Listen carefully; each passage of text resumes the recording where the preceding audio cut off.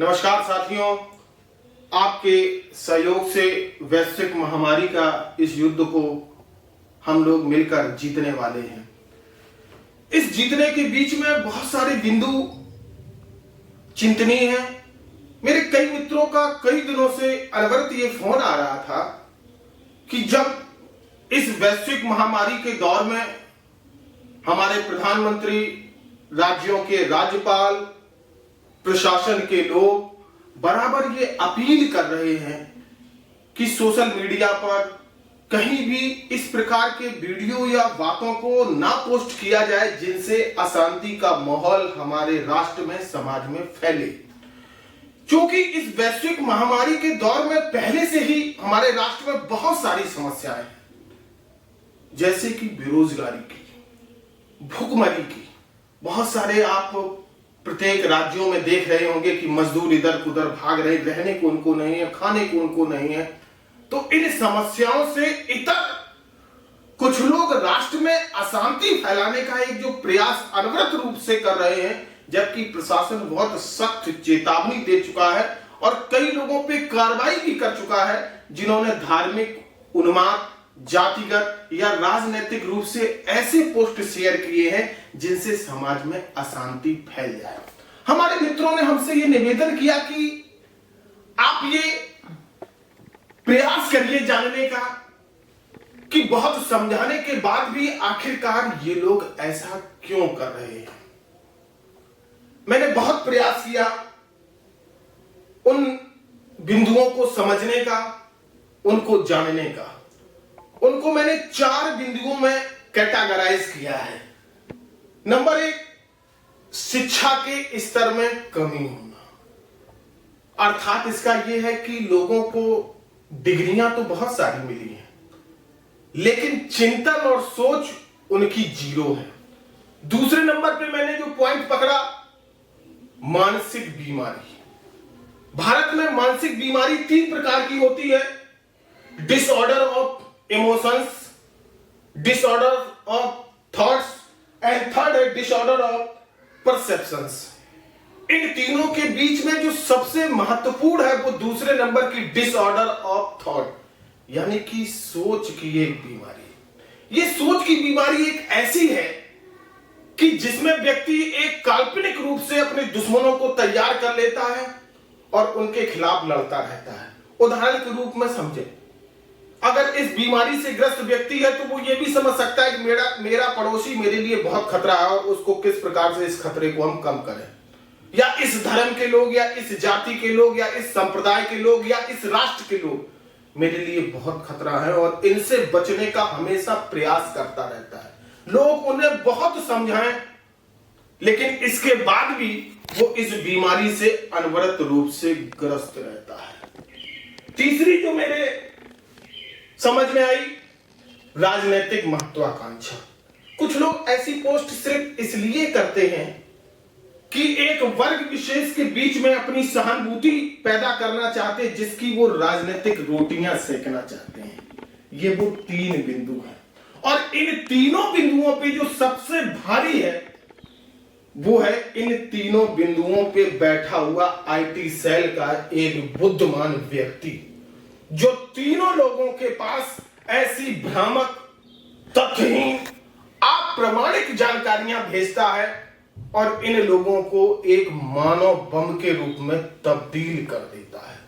आप देखेंगे कि आईटी सेल का प्रभारी पे कुछ नहीं हो रहा है, लेकिन ऐसे लोग जो ऐसी भ्रामक पोस्ट तैयार कर रहे हैं, नफरत फैला रहे हैं, वो किसी न किसी प्रकार से समाज का। अब आप देखेंगे कि ये मानसिक बीमार लोग पोस्ट कैसी कैसी करते हैं। एक पोस्ट में विपक्ष के नेताओं को रख देंगे और कहेंगे कि अब ये लोग क्या कर रहे हैं, क्यों नहीं बोल रहे हैं, क्या इनके मुंह में दही जम गया है। तो उन्हें ये बताना चाहेंगे, विपक्ष का काम सदैव सरकार की उन नीतियों पर ध्यान केंद्रित करना होता है जो जनता से संबंधित नहीं होती हैं।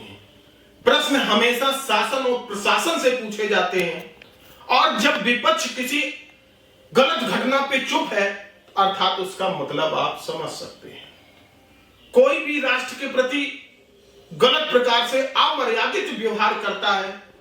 जैसे आप देखेंगे कि अभी मध्य प्रदेश में या मुजफ्फरनगर में डॉक्टरों पे हमले हुए, वो लोग निश्चित रूप से इस राष्ट्र के प्रति बहुत नफरत और बहुत असहयोग और बहुत घृणा के ऐसे लोग पात्र हैं। और आप देखेंगे कि एक तरफ एक फोटो में कन्हैया कुमार को, हार्दिक पटेल को या किसी और को रख देंगे और पूछेंगे कि क्यों अब ये लोग क्यों गायब हैं।